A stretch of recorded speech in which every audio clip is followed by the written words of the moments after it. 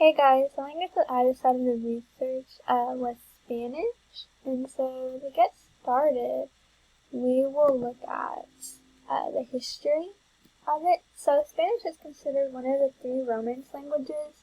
It originated from Latin, and it began to grow when the Romans took over the Iberian Peninsula, because different dialects of Latin began to spread as people moved and spread out throughout the peninsula.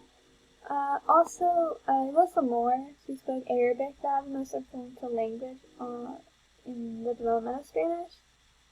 And so, this is because more than 4,000 Spanish words have been found to come from Arabic. However, Arabic's only influence on Spanish was on lexicon. Also, Spanish is called Castilian in parts of Latin and Spain, and it actually became the official language of Spain when Castile and Leon merged with Aragon. So we have some statistics here. So over 360 million people speak language in Spanish. It is spoken in Mexico, Spain, South America, Central America, and the United States. In the early 21st century, Mexico had the greatest number of speakers, followed by Colombia, Argentina, the United States, and Spain was actually, I guess not last, because these are just similar countries, but I think it's interesting the fact that it was less than the United States. So we also have the statistics of languages in the United States. So obviously English is number one with 78.2%. Spanish is second with 13.4%, Chinese, and then other languages. So here we have the Spanish phonemic inventory chart. I really wanted to include this so we could see it. It's similar to the chart that we put in our notebooks.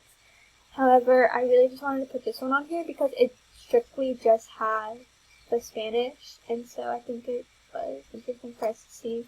Another thing that I thought was interesting and I included over here is the fact that all of these sounds, in their spelling, they're not included in the Spanish language, so this is something that some students might struggle with, especially with our vowel diagraphs. So our ooh, and a neighbor, and these, and just with our sh, and most of these are not included in the Spanish inventory. So here we have our some more phonetics. So this strictly has to do with the different vowels and the way that you say them, and just how your tongue placement and how your tongue is formed. And so we can see it here if we do some of these examples. So we'll just do one, and then you guys can do the rest at home if you want to pause the video, but for time's sake, I'm just going to do one. So if we look at Basel, so here it says that A is articulated with a fairly flat tongue, so if you say it Basel, you can see that that is true, as well as it is associated with an intermediate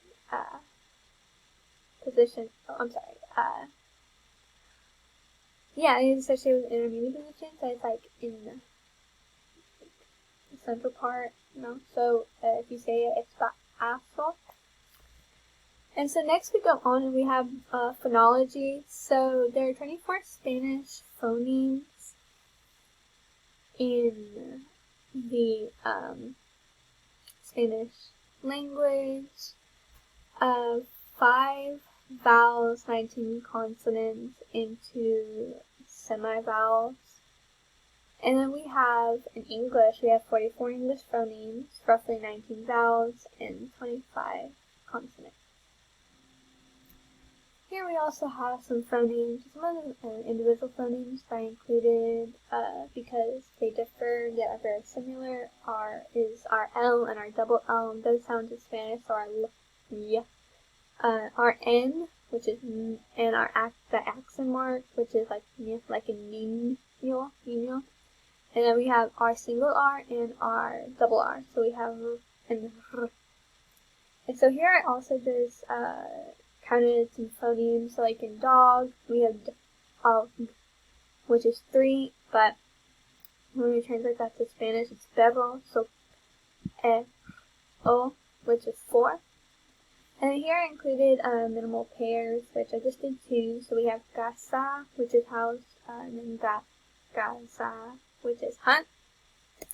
I also included some allophones. So the difference here basically is just the fact that one's a stop and one's a fricative, so it slightly changes the sound of the letter. However, it can be, a bit confusing for some.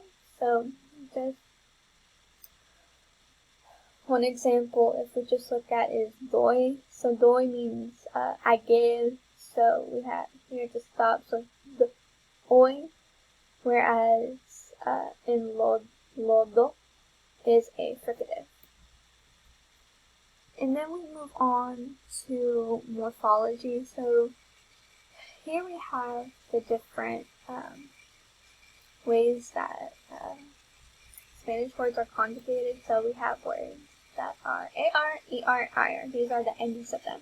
However, these get changed based on the gender and the plurality of the person that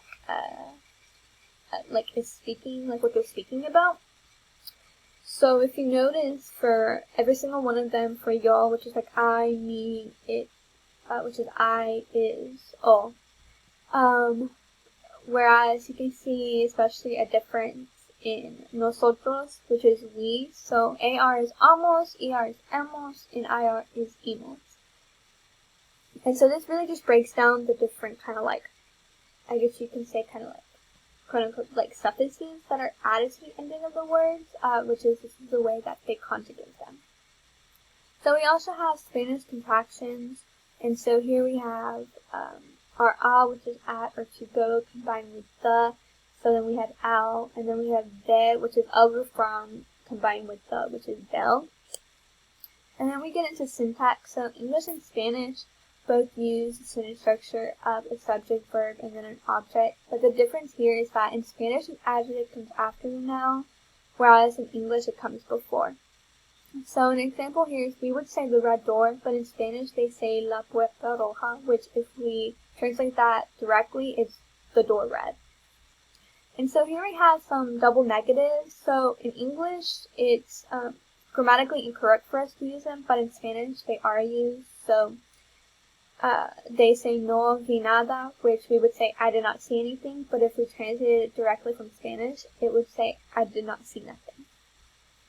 Another thing in Spanish is no subject. So not all sentences in Spanish require subjects as English does. So if we say there was something gorgeous about him, había algo precioso sobre él, and so we don't need that subject because the way that the verb in the sentence is conjugated, we can know it gives us our subject there.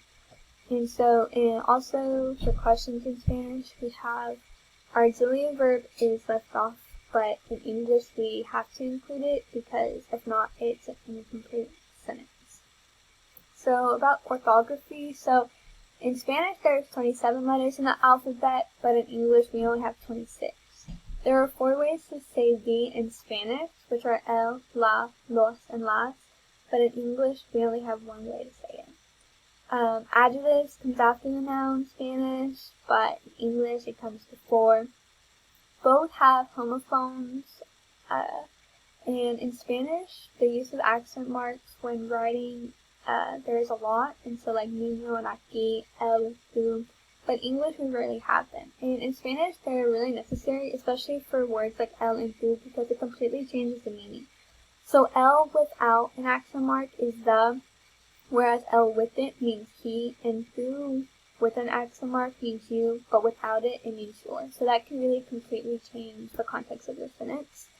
So some struggles that ELs may face. So in Spanish, nouns have a gender, but in English, we don't. So when writing sentences, they may say the window is so dirty.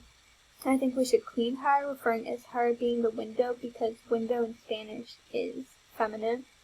Also, since verbs have different endings that dictate the subject, students may forget to add a subject when talking or writing in English. So they might say will go tomorrow instead of I will go tomorrow. And I also said that students may have trouble pronouncing, spelling, or differentiating between English words just because, they sound very similar, or just the word,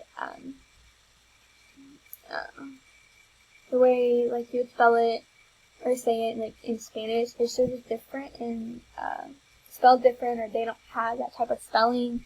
So, like, sit and seat, ship and sheep, cart, cat, cut. They might say bird instead of bird, and our B and B sounds alike. So they might say bin instead of bin. And that is all. Thank you.